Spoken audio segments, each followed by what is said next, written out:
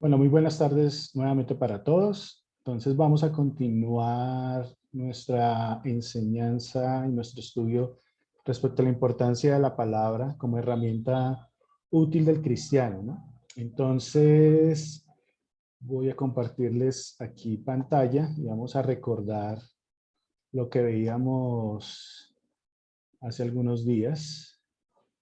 Eh, bueno, entonces hablábamos de, haciendo un recorderis muy rápido, de de lo que significa interpretar la palabra de Dios. Y yo les comentaba de que este arte de interpretar textos se le conoce como la hermenéutica, un término un poco, que puede sonar un poco eh, eh, complejo, pero la verdad es que pues, es simplemente el nombre que se le da a esa actividad. ¿Cómo interpretar los textos? Y en este caso, pues obviamente la palabra de Dios. Entonces, entendiendo esto, hablamos de algunos aspectos que debíamos tener en cuenta a la hora de esa búsqueda de interpretar la Biblia de la forma correcta. Entonces, algunas de las que veíamos era que, algunos aspectos que debíamos tener en cuenta era, por ejemplo, el hecho de que debemos identificar el contexto adecuadamente, de que debemos prestar atención a lo que allí está escrito, y ese prestar atención pues hace un énfasis de que es el libro, el único libro que tiene el cristiano para fundamentar su fe y pues obviamente para practicarla de manera adecuada, que debemos procurar comprobar esas posturas, bien sean personales o ajenas, porque muchas veces en oración podemos creer que Dios nos está diciendo algo, pero es nuestra postura la que se debe acomodar a la palabra de Dios y no la palabra de Dios a mi postura o a mi creencia, porque pues el peligro de esta situación es que surjan, como ha pasado a través de la historia, surjan doctrinas erradas o surjan conocimientos o enseñanzas extrañas y que nada tienen que ver con lo que Dios enseña y con su palabra, y pues por ende vamos a tener comportamientos o formas de pensar que nos van a sacar de contexto. También debemos procurar no ser ni seguir a falsos maestros, pues es más fácil decirlo que hacerlo.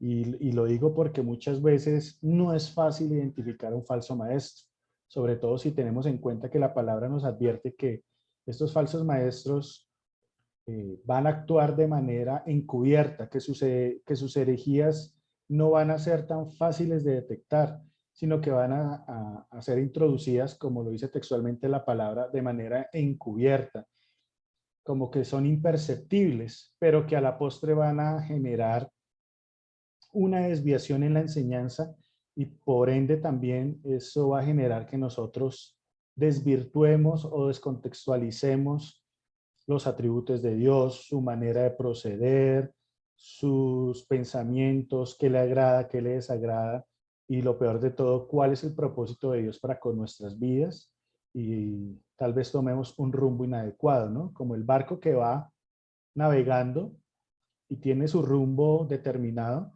pero un leve viento lo empieza a desviar, y si el capitán del barco no está atento o no tiene el conocimiento adecuado, pues simplemente va a permitir que el barco se desvíe, y al final del camino va a enterarse o darse cuenta de que su rumbo era errado.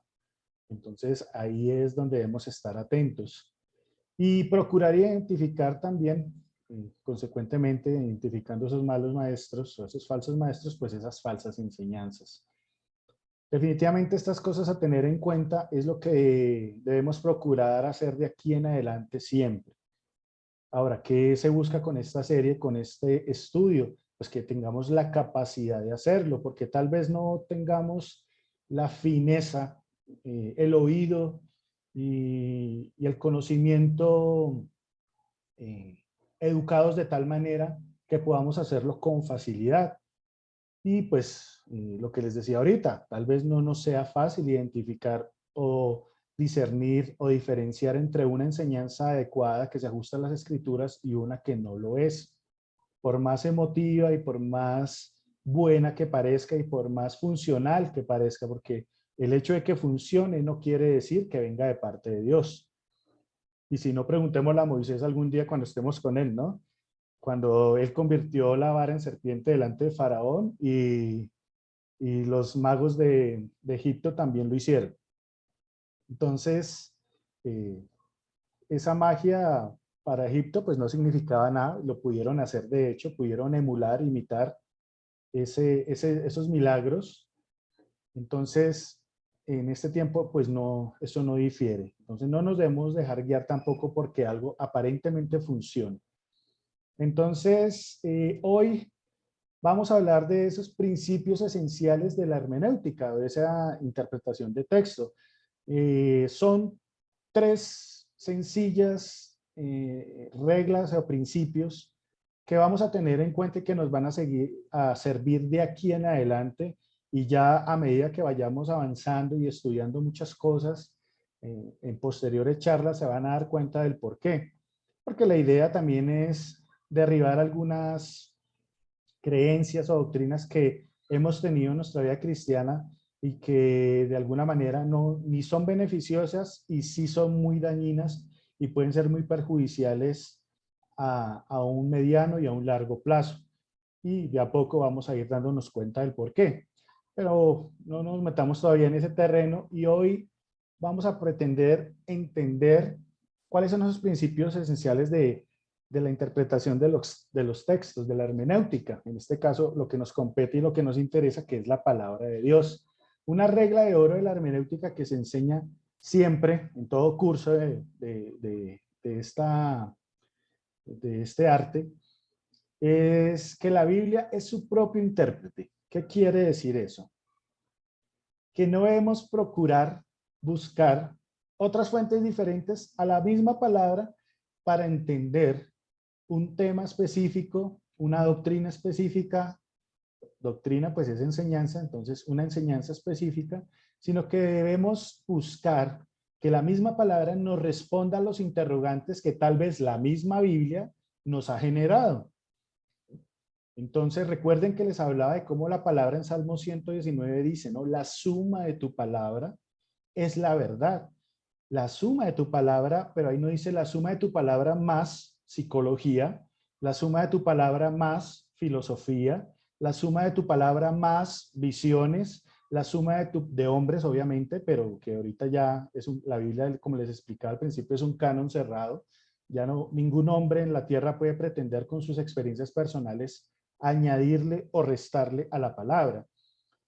Y ahí no dice tampoco la Biblia más los testimonios de los hermanos, y aunque eso evidentemente es una muestra, un testimonio, no estoy en contra de los testimonios, son evidencia de la bondad, de la misericordia, del poder de Dios, no pueden ser fuente para hacer doctrinas como muchas veces se hace.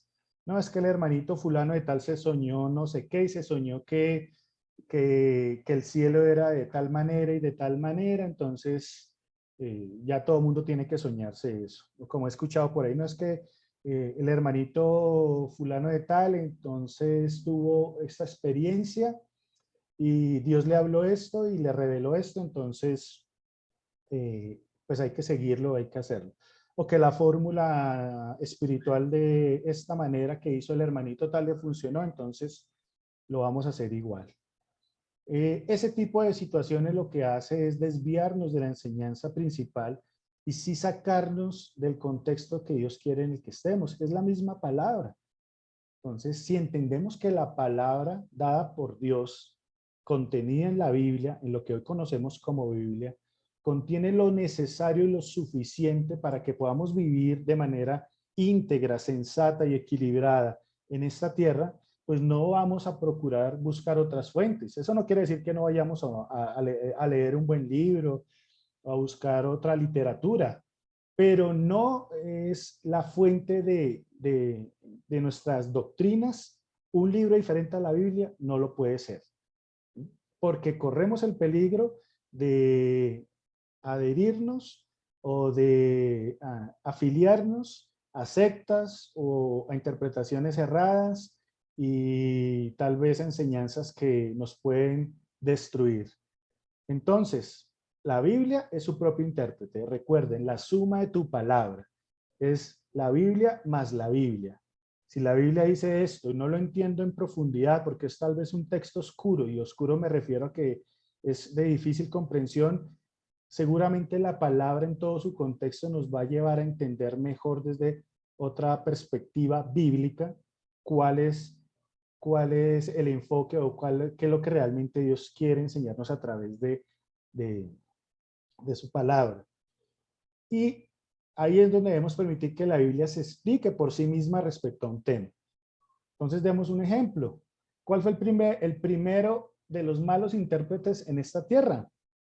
O de los primeros que buscó desviar y torcer la palabra de Dios. Definitivamente Satanás, en el huerto del Edén. ¿Qué fue lo que hizo? Miremos el contexto. Dios le da una orden clara, porque me parece que es clara, a Adán y Eva. Pueden comer de todos los frutos que estén aquí en el huerto, menos del árbol que está aquí del conocimiento. ¿Mm? ¿Qué hizo Adán y Eva? Obedecieron hasta que llegó la serpiente antigua. No lo vamos a pensar literal que la serpiente, como ahora es una serpiente en el reino animal, pero sí vamos a entender que Satanás llega y tergiversa esa instrucción clara. Y muchas veces nos sucede igual en esta época. La instrucción del Señor es clara, pero llega alguien y como instrumento de Satanás, como instrumento del enemigo, quiere torcer, quiere desviar el propósito original de Dios. ¿Y cómo llega Satanás? Con que Dios os ha dicho, con que Dios les dijo que no debían comer eso. Sí, le dijo Eva en su inocencia. Dijo, no, eso no es así. Lo que pasa es que Dios no quiere que ustedes sean como Él. Y por eso les prohibió eso. Pero si ustedes comen, van a conocer, o sea, miren que Satanás no les está diciendo mentiras, van a conocer la diferencia entre el bien y el mal y serán como Dios. O sea, el hecho de que les esté diciendo parte de la verdad, porque finalmente no iban a ser como Dios, pero sí que iban a conocer el bien y el mal, que iban a distinguir, les hizo de alguna manera cambiar esa voluntad que había en el corazón. Les hizo, les hizo ver apetecible, como lo dice la palabra, el fruto de ese árbol. Y muchas veces esas doctrinas erradas buscan eso, y el enemigo busca eso y usa a aquellas personas, incluso a los mismos hermanitos, ¿no? ¿Qué le pasó al Señor Jesús con el mismo Pedro, como su discípulo? Cuando él sabía cuál era su propósito, venir no era el propósito primario de nuestro Señor Jesús no era venir a sanar, venir a multiplicar los panes, los peces, venir a suplir al pueblo con alimento, venir a derrocar al gobierno romano. No, su propósito era salvar a la humanidad por medio de su sacrificio en la cruz del Calvario. Pero ¿qué hizo Satanás? Usó a Pedro y llegó allí cuando el Señor les decía que era necesario, les estaba explicando por qué era necesario morir. Pero llega Pedro y dice, no, Señor, que no, y dice la palabra que lo reprendió. O sea, esto habla de un llamado de atención fuerte. Imagínense que Pedro incluso le habló desobligadamente al Señor. Dijo, no, no, Señor, que esto no te acontezca, que esto no te pase. Pero el Señor inmediatamente identificó, no vio a Pedro, vio a quien estaba detrás de Pedro, y era a Satanás. Por eso fue tan certero el Señor y le dijo, apártate de mí, Satanás. No le dijo Pedro, le dijo Satanás, porque no pones los ojos o la mira en la voluntad de Dios, sino en la de los hombres.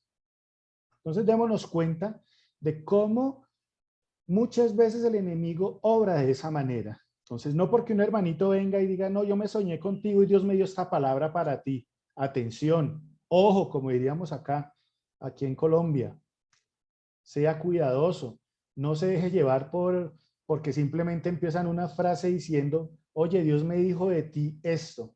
No, vayamos a la fuente y digámosle, Señor, este hermano me habló esto, ¿es tu propósito para conmigo? Y cerciorémonos de que Dios está detrás de eso. Porque ¿cómo vamos a saber si es Dios o es Satanás? La palabra dice que Dios tiene, la palabra dice que Satanás tiene, perdón, la capacidad de disfrazarse como ángel de luz. Y a mí me sorprende que a veces muchos cristianos, muchos hermanitos, como que nos olvidamos de eso. Y entonces parece ser que todo milagro es de Dios.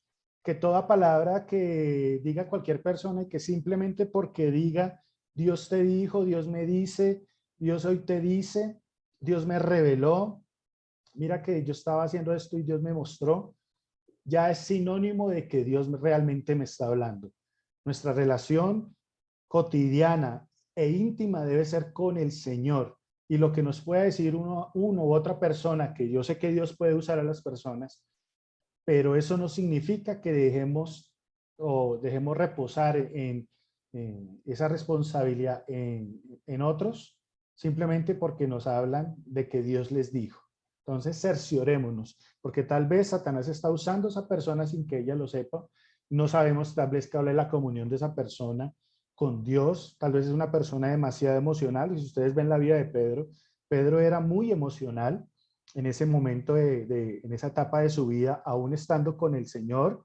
Entonces, muchas veces así nos encontramos en el trasegar de la vida cristiana, hermanitos, líderes, pastores, ujieres, de todo, que en nombre de Dios vienen a decirnos cosas extrañas. Cuando el Espíritu de Dios llevó al Señor al desierto para que fuera tentado, allí también Satanás, ¿qué usó? La palabra. Pero ¿cómo la torció? Cuando lo llevó a lo alto, ¿cierto? Del pináculo del templo, dijo, lánzate, porque escrito está que a sus ángeles enviará para que tu pie no tropiece ni caigas. Entonces el Señor, mire que la astucia del enemigo, ¿no? Usó la misma palabra, pero el Señor también le dijo, pero también la palabra dice, no tentarás al Señor tu Dios. ¿Mm? Entonces, no nos dejemos deslumbrar por esos comentarios que a veces se barnizan superficialmente con, es que Dios me dijo, es que Dios tiene una palabra para ti. Y algunos que quieren dárselas de profetas por todo lado, llevando palabras aquí y allá, lo único que hacen es a veces confundirnos. Y créame que cuando las cosas no se dan como esa persona se lo dice a uno, ¿con quién va a pelear uno primeramente? No a buscar al hermanito. Ah, es que tú, Dios, me dijiste. Y de pronto Dios dice, ¿yo? ¿Cuándo te lo dije? No es que tú usaste a fulano de tal, ¿no? Simplemente yo no lo usé. Tú creíste esa palabra, pero tú no viniste a buscarme y a confirmarla en mi presencia, si era así o no era así. Entonces, eso es un mal intérprete de la palabra. El que busca torcer y desviar del propósito original de Dios, un mandato, una norma, un estatuto, su voluntad para con nuestras vidas. ¿Quién es un buen intérprete? Definitivamente el Señor Jesús. Allí en el ejemplo de cuando estaba en el desierto, del que les hablaba ahorita, el mismo Señor las 3 veces contrarrestó al enemigo cuando fue tentado, contrarrestó a Satanás con la misma palabra. Entonces la palabra se defiende a sí misma. La palabra es el arma que debemos usar para contrarrestar al enemigo, aun cuando el enemigo quiera venir con la misma palabra a torcer la voluntad de Dios para con nuestras vidas. De ahí que nosotros seamos dependientes de Dios y no del hermanito que se hace llamar profeta y no de la hermanita que viene con revelaciones extrañas, con sueños extraños. No, el Señor siempre advirtió al pueblo, cuando un profeta sueñe algo, diga algo en mi nombre, ustedes deben corroborar eso, a ver si yo lo dije. Y si no lo dije, ese hombre habló de su propio corazón. Entonces, ojo, tú como hombre de Dios, como mujer de Dios, apelas a la presencia de Dios para verificar eso o comes todo lo que te den por ahí simplemente porque alguien te lo dice de una manera espiritual. Entonces, estemos atentos a ello. Por eso la Biblia es su propio intérprete y quiero que lo recuerden porque aquí en adelante es algo que vamos a estar practicando y ya verán por qué en temas que son supremamente controversiales a veces, pero es la Biblia la que nos va a dar la respuesta a eso que se ha generado de manera controversial muchas veces. La primera regla, ya entrando en materia, es que se deben tomar las palabras en sentido figurado. Me explico. El sentido figurado habla de interpretar el texto según su contexto. Entonces, trato de ser más específico. Si vamos a la palabra, sin que sea un libro de historia, la palabra, como les enseñaba hace algunas charlas atrás, la palabra es un libro que contiene hechos históricos. ¿Eso qué quiere decir? Pues que también tiene un contexto histórico. ¿En qué sentido? En que la época en que se daba, pues era muy diferente de nuestra época ahora, de que existían unos gobiernos o a través de la historia de la palabra, hubo muchos tipos de gobiernos, de imperios, el egipcio, el romano, eh, los, eh, los gobernadores como, no sé, Constantino, en fin, todo ese tipo de gobiernos, pues tenían también a su par junto con los pueblos que acompañaban esos gobiernos, una serie de costumbres, de hábitos, una cultura específica, una economía específica. Es decir, en ese tiempo, para ser un poquito más preciso, uno de los trabajos más populares en la época del Señor Jesucristo sería la ebanistería o lo que se conoce como carpintería y el trabajo de ser pescador. La gente vivía de eso, no había el hierro como ahora, el aluminio y todos los muebles, todo lo que se hacía, pues la madera era la fuente primaria para hacer ese tipo de útiles hogareños. La economía pues se movía en torno a la pesca. Definitivamente pues era un movimiento que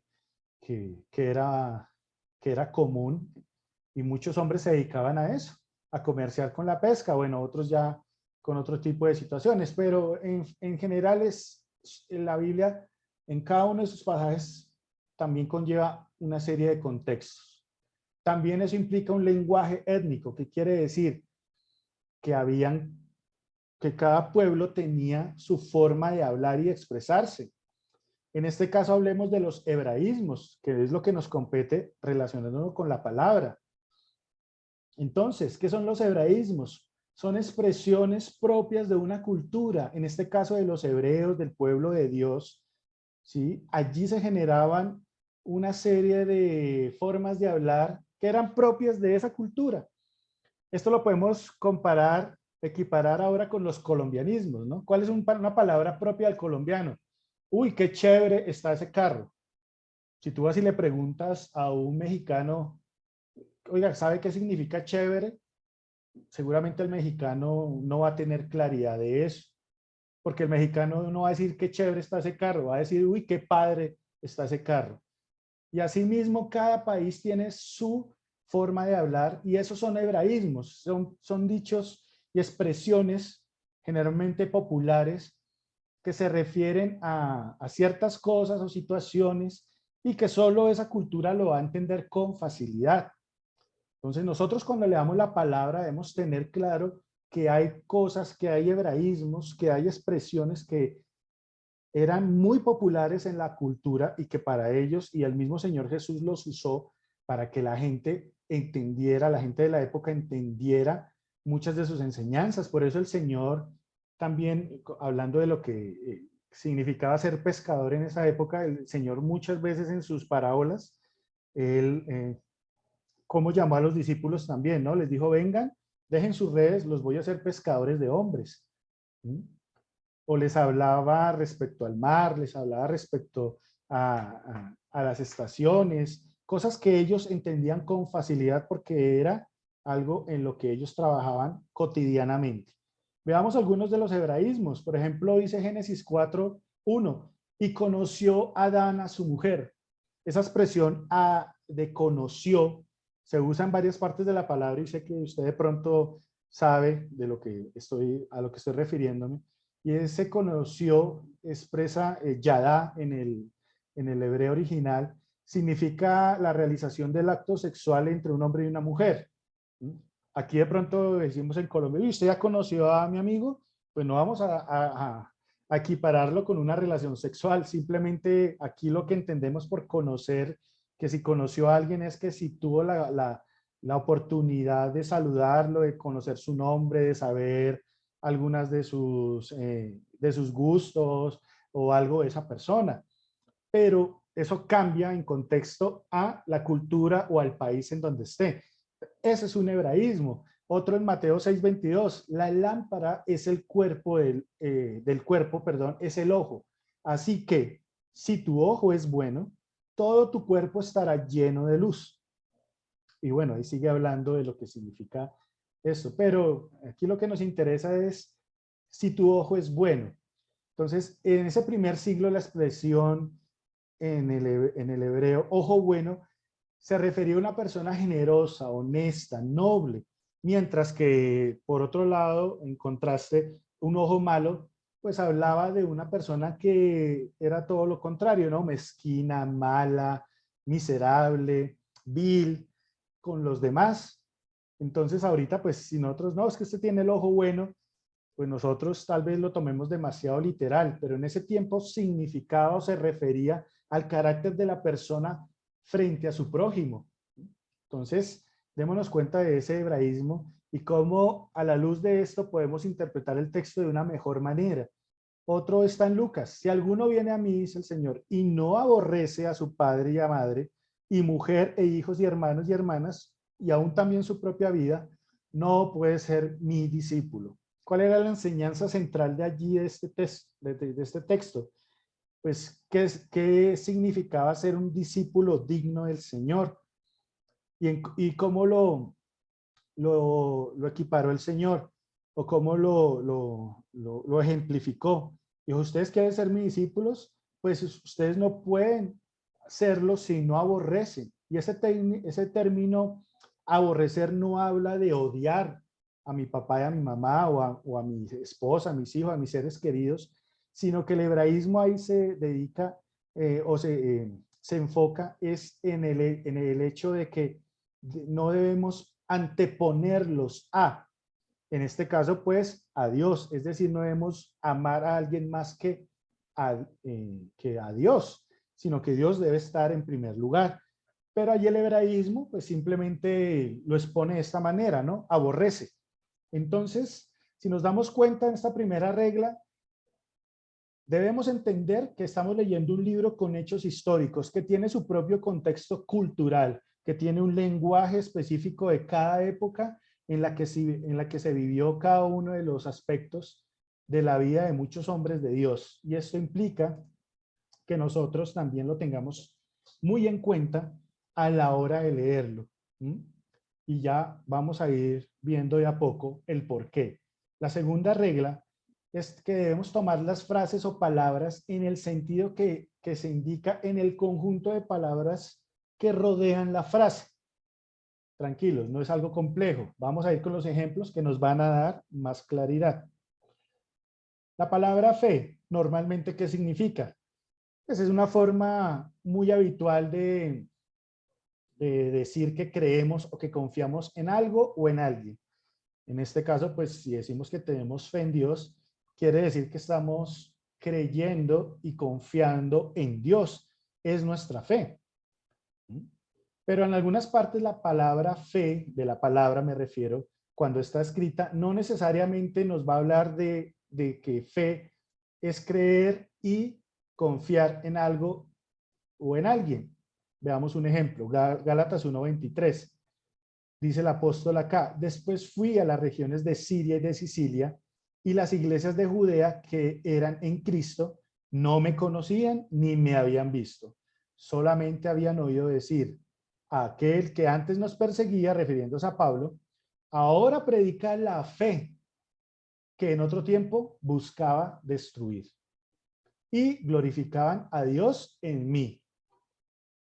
Entonces ahí si nos damos cuenta la palabra fe no se refiere a la fe, al hecho de creer o de confiar, sino a la fe como doctrina o como enseñanza.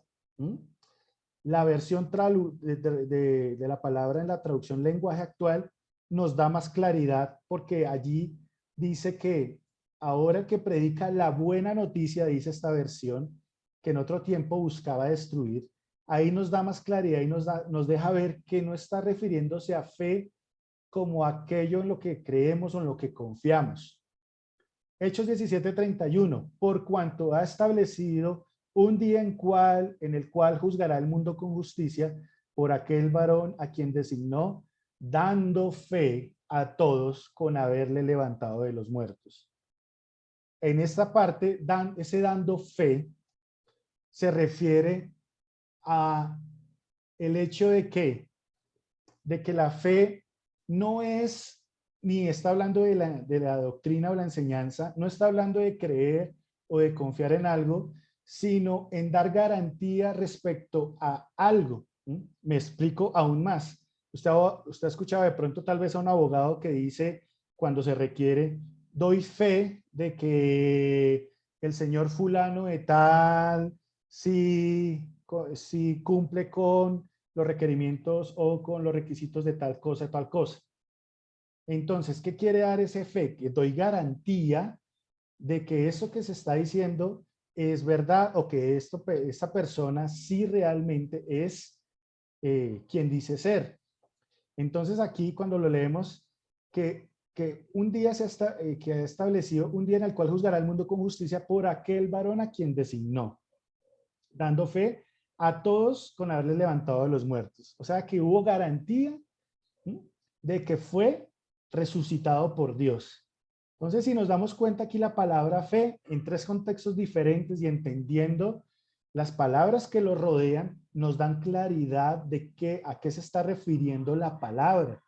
¿Sí? No podemos dar por sentado de que porque dice fe ya nos está hablando de lo que habitualmente entendemos por fe. Veamos otro ejemplo. Salvación. Normalmente conocemos salvación como la liberación del alma y las consecuencias del pecado para tener una vida eterna.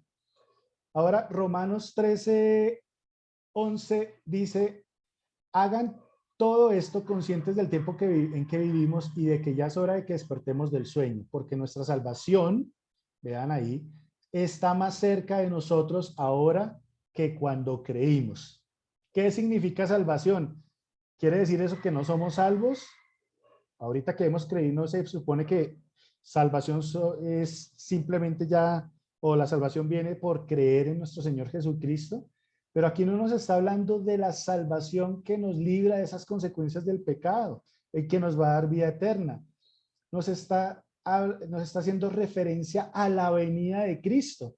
Por eso aquí dice al principio, hagan todo esto conscientes del tiempo en que vivimos y de que ya es hora que despertemos del sueño.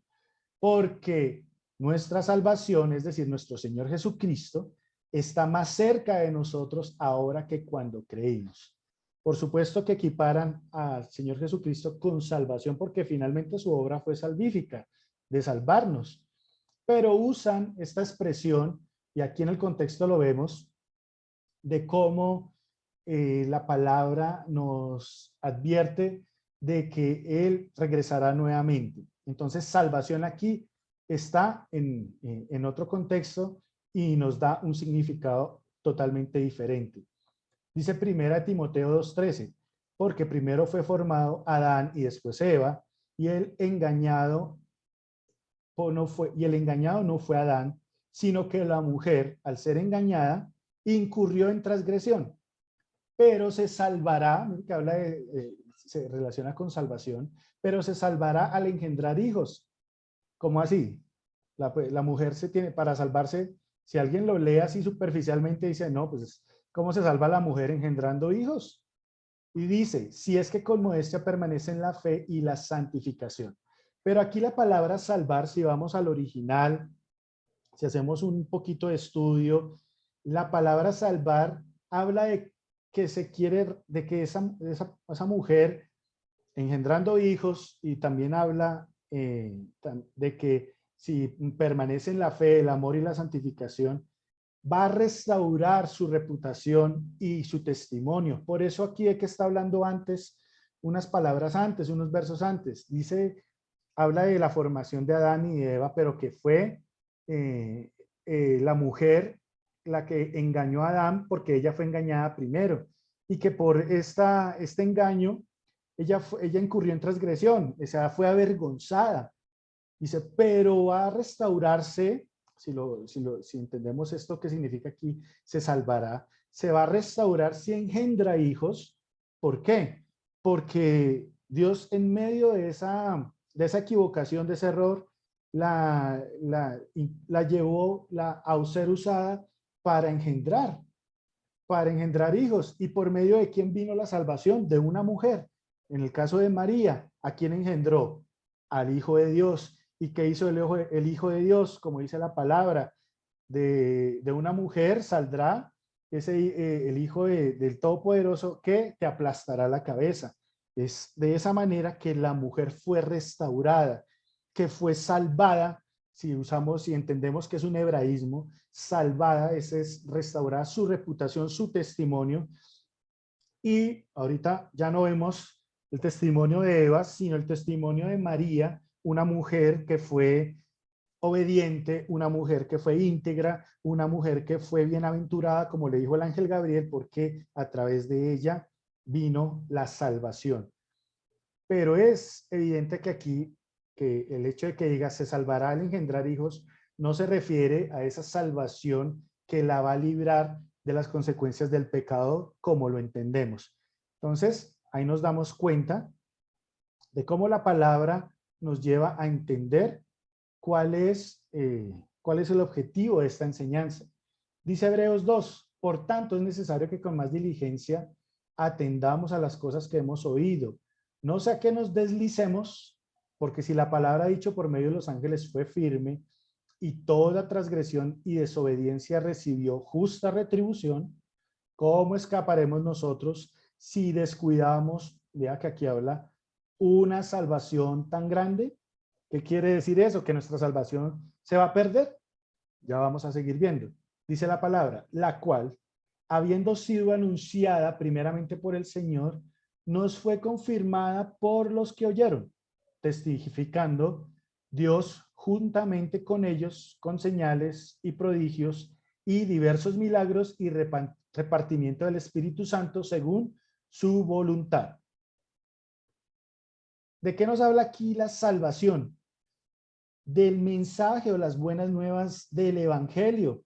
La traducción lenguaje actual nos da más claridad. Voy a leer esta parte específica donde dice el verso 2, si el mensaje, vea que aquí hace la claridad, si el mensaje que anunciaron los ángeles resultó ser verdad y quienes no lo obedecieron recibieron el castigo que merecían, con más razón seremos castigados nosotros si no reconocemos el gran valor de la salvación que él, y ese él tiene tilde, se está refiriendo a algo o a alguien, pues a qué se está refiriendo, al mensaje. Dice, el gran valor de la salvación que él, que ese mensaje nos ofrece.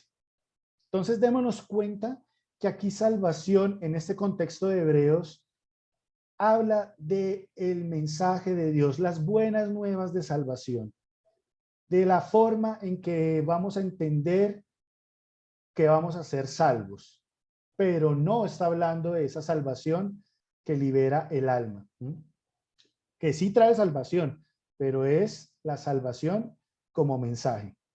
Entonces ahí vamos entendiendo lo que significan muchas veces los hebraísmos, de cómo en ese contexto fue escrita la palabra. La tercera regla, y con esta cerramos, es tomar las palabras en su contexto inmediato. Es decir, empezamos en la regla número 2, que miramos las palabras que inmediatas o posteriores que están alrededor de la palabra, como fe, como salvación, lo que vimos allí. Ahora, la tercera regla es que si esto no es suficiente, vamos a tomar el contexto inmediato. ¿Qué quiere decir? Versículos anteriores o posteriores. ¿Para qué? Para que tengamos un contexto mucho más grande, un contexto macro de lo que es la palabra de Dios y de cómo debemos comprenderla. Vamos con un ejemplo claro para que entendamos esto. Juan 6:53. Jesús les dijo, de cierto os digo, si no coméis la carne del Hijo del Hombre y bebéis su sangre, no tenéis vida en vosotros. El que come mi carne y bebe mi sangre tiene vida eterna, y yo le resucitaré en el día postrero. Porque mi carne es verdadera comida y mi sangre es verdadera bebida. El que come mi carne y bebe mi sangre, en mí permanece y yo en él. Como me envió el Padre viviente y yo vivo por el Padre, asimismo el que me come, él también vivirá por mí. Este es el pan que descendió del cielo, no como vuestros padres comieron el maná, refiriéndose al pueblo de Israel cuando estuvo con Moisés, y murieron. El que come este pan vivirá eternamente. Estas cosas dijo en la sinagoga, enseñando en Capernaum. Dice enseguida el verso 60, al oírlas, estas cosas, muchos de sus discípulos dijeron, dura es esta palabra, ¿quién la puede oír? Sabiendo Jesús en sí mismo que sus discípulos murmuraban de esto, les dijo, ¿esto los ofende? Pues qué si vierais al Hijo del Hombre subir a donde estabas primero, a donde estaba primero, perdón. El Espíritu es el que da vida, la carne para nada aprovecha. Las palabras que yo les he hablado son espíritu y son vida. Entonces démonos cuenta que si leemos hasta el verso 59, tal vez vamos a quedar como muchos de los judíos, ¿no? Muchos de estos hombres que estaban allí como discípulos y que estaban aprendiendo del Señor y que, imagínense, si para los judíos era inmundo comer carne de cerdo, bueno, algunos animales eran inmundos. Imagínense cuando el Señor les dice, ustedes tienen que comer mi carne y beber mi sangre. ¿Qué hicieron ellos? Tomar de manera literal el mensaje. Por eso al principio les hablaba de la primera regla. Hay un sentido figurado, no literal, de la palabra. Y esto era exactamente lo que hacían los judíos. Vamos a comer su sangre, vamos a beber, es que se va a morir y nos van a obligar en un acto litúrgico, en alguna especie de ritual, nos van a dar de su sangre y de su carne. Y ellos empezaron ahí a murmurar, a discutir respecto a esto, pero ahí el Señor, sabiendo lo que ellos hablaban, les dice y les aclara, ¿no? Lo que sucede es que lo que les está hablando, dice el verso allí 62, 63, perdón, dice que el espíritu es el que da vida. Entonces ya lo empieza a contextualizar todo en un plano espiritual. La carne para nada aprovecha. Puede ser contradictorio. ¿Cómo así? Nos dice que comamos su carne y ahora dice que la carne para nada aprovecha. No, dice, las palabras que yo les he hablado son espíritu y son vida. Obviamente ellos no lo entendieron en su totalidad. Seguramente después de que murió el Señor Jesucristo, que resucitó, que fue al cielo, ellos pudieron entender ya esta palabra. Ah, con razón nos decía que era su carne y era su sangre. No porque fuera literal, era algo simbólico, era una representación figurativa de su plan de salvación. Pero muchas veces nosotros, y esto ha pasado en la iglesia actual, hablo de este tiempo, muchas veces y muchas sectas se han formado porque muchos hombres sacan de contexto la palabra, de manera arbitraria sacan unos versículos y de manera descarada muchas veces o de manera, muchas veces también de manera injustificada, hacen de eso una enseñanza o hacen toda una serie de enseñanzas sacando totalmente de contexto la enseñanza del Señor. Imagínense que tomemos esta parte de la palabra, de comer mi sangre y de comer mi carne y beber mi sangre. Entonces seguramente habrá muchos que, y ha pasado, que empiezan literalmente a comer carne y a beber sangre. ¿Qué pasó con lo de cuando el Señor les dijo también a sus discípulos, ¿no? Ustedes hollarán serpientes y escorpiones, tomarán cosas mortíferas y nada les hará daño. Entonces hubo congregaciones en las que los líderes de esas congregaciones lo que hacían era llevar serpientes y tomar, llevar veneno y tomar algún líquido con veneno, y mucha gente murió. Y decían, no, es que Dios dice en su palabra que nada nos va a pasar, pero güey, un momento, ¿a quién se lo dijo? ¿Por qué se lo dijo? ¿A quién se lo enseñó? ¿A quién se estaba refiriendo? ¿En qué contexto lo dijo? Y no es simplemente que yo tomo esta palabra, como dicen muchos, no, yo tomo esta palabra para mí. No, no es así de sencillo, no es así de arbitrario, porque es peligroso que nos desviemos, como les hablaba al principio. Sí debemos buscar qué nos quiere enseñar el Señor a través de su palabra, de este contexto histórico, de estas enseñanzas, de lo que habló el Señor Jesús. Claro que debemos buscar la enseñanza, pero no literalizar todo el texto.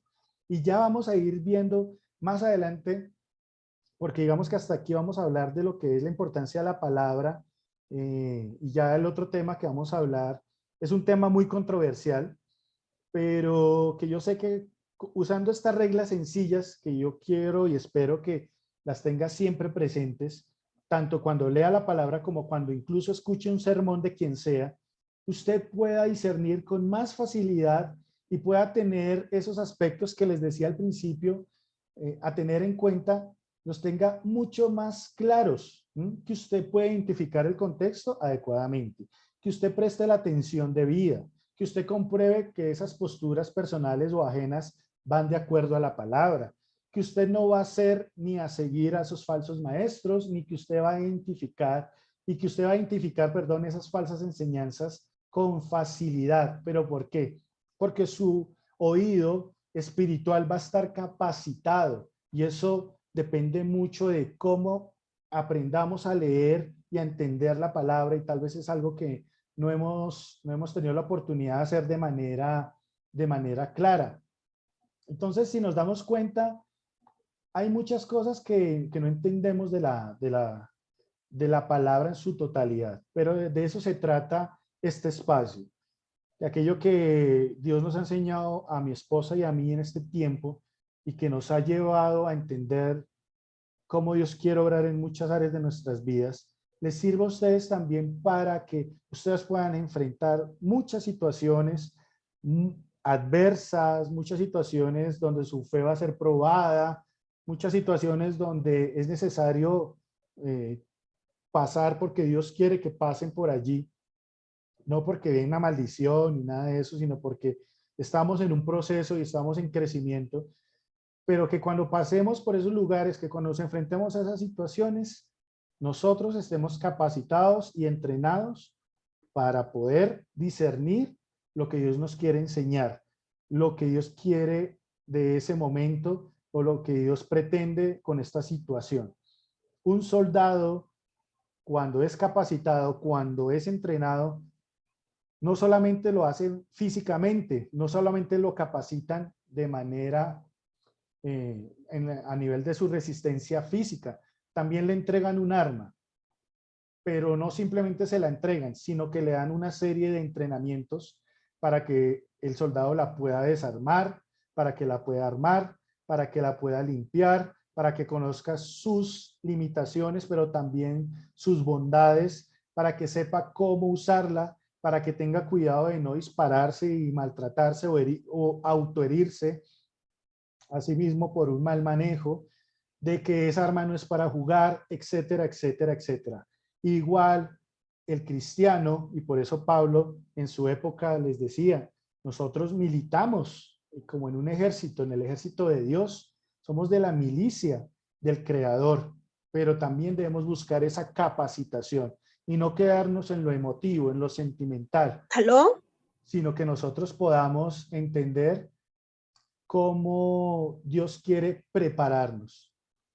Entonces, vamos a entregarle este tiempo a Dios, vamos a orarle y vamos a pedirle que de aquí en adelante Él nos dé la capacidad de entender su palabra de una manera más profunda.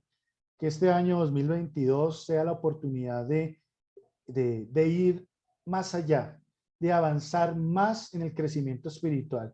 Que no nos quedemos como siempre recitando la palabra, las palabras que nos dan en una congregación, o porque simplemente le dicen, esta es la palabra para este año. No, sino que nosotros vayamos más allá y como un acto de responsabilidad y de compromiso con Dios, busquemos crecer en ese conocimiento, pero no para llenarnos solo de información, sino para asegurarnos de que vamos a vivir la vida cristiana de manera íntegra, de manera estable, de manera sensata y con la santidad necesaria para que honremos a Dios en cada área de nuestras vidas. Entonces quiero que por un momento usted disponga su corazón, cierre sus ojos, incline su cabeza y le ore al Señor. Pues digámosle, Padre eterno, te damos gracias por tu enseñanza. Gracias hoy por enseñarnos que tu palabra es un arma poderosa cuando la sabemos usar, cuando somos diestros y hábiles en su manejo, cuando entendemos que hay una forma correcta de interpretarla y cuando tenemos la capacidad de poder descubrir esas enseñanzas valiosas que son como perlas preciosas, como esas joyas invaluables, cuando nos introducimos en ella y ahondamos en ella de manera diligente. Perdónanos, Señor, cuando hemos dejado que la emotividad, que los sentimientos sean los que nos gobiernen y no hemos dejado que tu palabra sea la que nos enseñe, que tú nos amas, que tú quieres darnos lo mejor, pero que también quieres procesar en nosotros, en nuestro carácter, muchas cosas en nuestras vidas, Dios de los cielos. Ayúdanos a forjar, a seguir creciendo en el conocimiento de tu palabra, pero ese conocimiento que no nos lleve a la altivez o al orgullo, sino por el contrario, a saber cómo vivir esta vida cristiana, a defendernos en la fe, a que, como lo dice tu palabra, cuando alguien demande razón de nuestra fe, nosotros con paciencia, con sabiduría, pero también con conocimiento podamos dar de alguna manera respuestas a aquellos que piden esas respuestas y que lo hagamos con integridad de corazón y no con emocionalismos, que no desvirtuemos tus atributos, tu personalidad y todo aquello de lo que tú eres y representas conforme a tu palabra, que no pretendamos mostrar solo un Dios bondadoso, aunque tú lo eres, Señor mío, pero que también mostremos esa parte de ti que aborrece, que desprecia a quien no quiere arrepentirse o a quien insiste en vivir apartado de tu palabra o a quien insiste en vivir lejos de ti y de tu presencia. Amado Dios, yo te pido por cada hombre y mujer que hoy está escuchando esta charla, toca su corazón, que seas tú ministrando a través de tu palabra, Señor mío, consolidando este mensaje y que nos lleve este mensaje también a comprometernos contigo, Señor mío, en este año, a crecer más y más en el conocimiento para que podamos no solamente aprender, sino en su momento enseñar a otros a caminar contigo, a confiar en ti y a defenderse también de esas malas enseñanzas que rondan muchas veces tu iglesia. Te damos la gloria y la honra, Padre eterno, y te damos gracias por este tiempo y este momento, por enseñarnos lo valioso que es tu palabra, porque es como el oro refinado. Es en el nombre de Cristo Jesús. Te damos gracias, Señor, y te damos la gloria y la honra, Padre. En Cristo Jesús, gracias, Señor. Amén. Amén.